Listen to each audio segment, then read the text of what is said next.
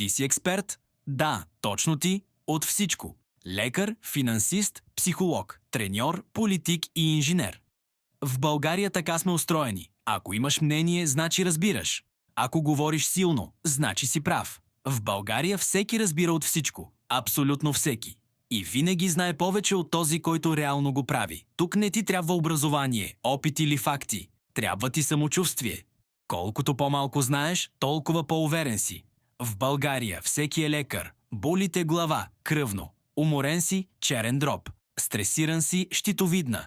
И винаги има една леля, която знае по-добре от лекаря, защото тя го е чела. И на комшийката й беше същото. Лекарят може да е учил 10 години, но лелята е била във Фейсбук. В България всеки е финансист. Всички знаят как се правят пари, но никой няма. Всички знаят къде да инвестираш, но инвестират само в приказки. Еврото ще ни съсипе. Левът е свят, биткойнът е измама, а който има пари, със сигурност е крал. Няма друг сценарий. В България всеки е политически анализатор. Всички мразят политиците, но всички знаят кой трябва да управлява, какво точно трябва да направи и защо няма да го направи. Ако си на тяхното мнение, си умен. Ако не си, значи си платен, тъп или и двете.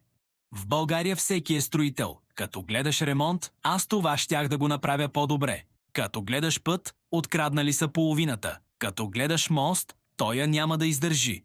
Но ако трябва да смениш контакт вкъщи, я извикай майстор, че не е шега работа. В България всеки е психолог. Всички знаят защо си такъв. Това е от детството. Ти много го мислиш. Трябва да се отпуснеш.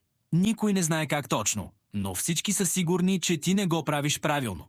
В България всеки е треньор. Националният отбор е трагедия. Съдията е купен, треньорът е некадърен. Ако ти беше там, световни шампиони, от дивана, сбира, с пълен анализ.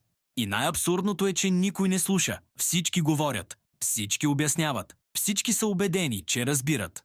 Тук мнението е по-важно от факта. Увереността е по-важна от истината, а съветът е по-ценен от действието. Затова в България няма експерти, има коментатори, няма решения, има анализи, няма отговорност, има оправдания. Това не е подигравка, това е диагноза.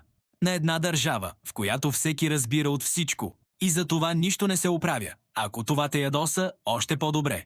Значи си се познал, защото и ти, и аз, и всички ние разбираме от това видео.